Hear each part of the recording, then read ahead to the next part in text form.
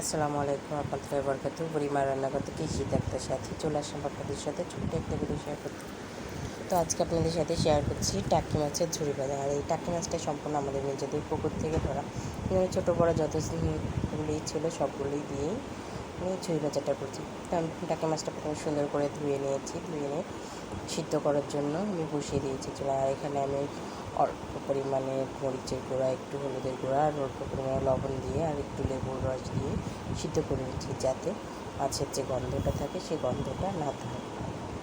সেই জন্য আমি মাছটা একটু লেবুর রস দিয়ে নিচ্ছি। এখন আমি মাছটার সাথে সুন্দর করে মশলাগুলো মিক্সড করে দিয়ে ঢাকনা দিয়ে কিছুক্ষণ সিদ্ধ করে নেব। এভাবে মাছ সিদ্ধ করে নিয়ে কাটা বেছে নিতে হবে। কাটা বেছে নিলে আর এই ঝুড়ি ভাজাতে কাটা হয়ে যায়। আমার মাছটা সিদ্ধ হয়ে গেছে, দেখতেই পাচ্ছেন। এখন আমি এটা নামিয়ে ঠান্ডা করতে দেব। আর এই ঝুড়ি ভাজা করতে বেশি সময় বা বেশি মশলা লাগে না। তো ঘরে যেসব অল্প উপকরণ আছে, মশলাগুলো আছে, বাকি মশলা ওগুলো দিয়েই ঝুড়ি ভাজাটা তৈরি করা যায়। দেখতেই পাচ্ছেন আমার মাছটা একদম সিদ্ধ হয়ে গেছে। তো এই যে চলে আসলাম, মাছ ঠান্ডার পর মাছ বেছে মাছের কাটাটা ফেলে দিয়ে মাছ বেছে নিয়ে চলে আসলাম। চুলায় প্যান বসিয়ে দিয়েছি, এখনও গরম হয়ে গেছে, পরিমাণ মতো তেল দিচ্ছি। আর এই ঝুড়ি ভাজাতে পেঁয়াজ এবং তেলটা একটু বেশি লাগে, তো আমি সেই পরিমাণ অনুযায়ী তেল দিয়ে দিলাম। এখন এখানে আমি পেঁয়াজ কুচি দিয়ে দিব, কিছুটা মরিচ কুচি দিব। আর যেহেতু আমি মাছে আগে লবণ দিয়ে সিদ্ধ করছি, সেই অনুযায়ী আমি অল্প পরিমাণে লবণ দিয়ে সুন্দর করে পেঁয়াজ মরিচটা ভেজে নেব।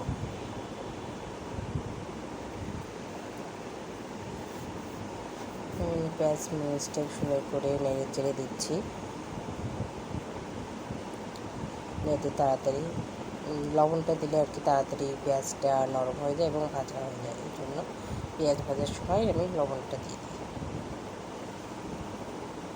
দেখতেই পাচ্ছেন আমি কীভাবে করতেছি। যে আমার পেঁয়াজটা নরম হয়ে যাওয়ার পর আমি এখানে আদা রসুন বাটা দিয়ে দিলাম। এখানে আপনারা রসুন বাটাও দিতে পারেন আদা না দিয়ে, কোনো সমস্যা নেই। খেতে কিন্তু একদম খারাপ হবে না, ভালোই হবে। তো এটা একদম দাদি এবং মায়ের থেকে এই রেসিপিটা দেখা, সেই অনুযায়ী বানাচ্ছি। নতুন কোনো এর ভিতরে কোনো কিছুই অ্যাড করিনি। তো আমি আদা রসুন পেঁয়াজটা আবার একটু ভালো করে ভেজে নেব। আমার আদা রসুন পেঁয়াজ বাটা হয়ে গেছে। আমি এখন এর ভিতরে ফাঁকি মশলাগুলো দেবো। এখানে আমি হাফ চামচের কম মরিচের গুঁড়া নিচ্ছি, হাফ চামচ হলুদের গুঁড়া, হাফ চামচ জিরা গুঁড়া এবং হাফ চামচ ধনিয়া গুঁড়া দিয়েছি। আপনারা চাইলে এখানে গরম মশলার গুঁড়া বা গোটা গরম মশলা ইউজ করতে পারেন। তো আমি এখন এটাকে সুন্দর মতো ভেজে নিয়ে একটু পানি দিয়ে এই মশলাটাকে কষিয়ে নেব, যাতে মশলা একটা কাঁচা গন্ধ না থাকে। আমি অল্প পরিমাণে একটু পানি দিয়ে দিলাম। এখন এই মশলাটা সুন্দর করে পানির সাথে মিক্সড করে আমি এটাকে কষিয়ে নেব ঢাকনা দিয়ে।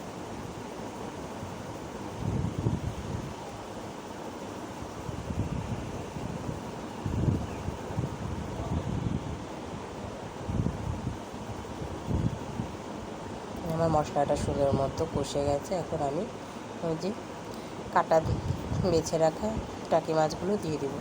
আর দেখতেই পাচ্ছেন আমি কীভাবে বেছে নিয়েছি। আর টাকি মাছের কাটা ছাড়া আর কোনো কাটাই থাকে না।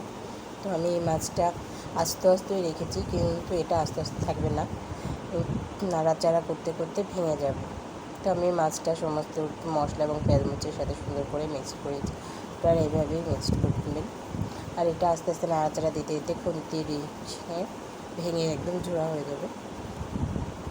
এই আস্তে আস্তেটা থাকবে না, একদম গলে যাবে। আর দেখুন আমি খুন্তি দিয়েও চাইলে আপনারা ভেঙে দিতে পারেন। যে আমি এইভাবে ভেঙে দেখাচ্ছি কীভাবে ভেঙে দেবে।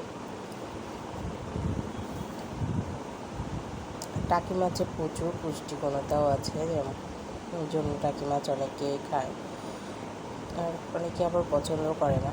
কারণ আমার পরিবারে টাকি মাছটা কেউ খায় না, একটু ঝুড়ি ভাজা করলে একটু একটু খায়।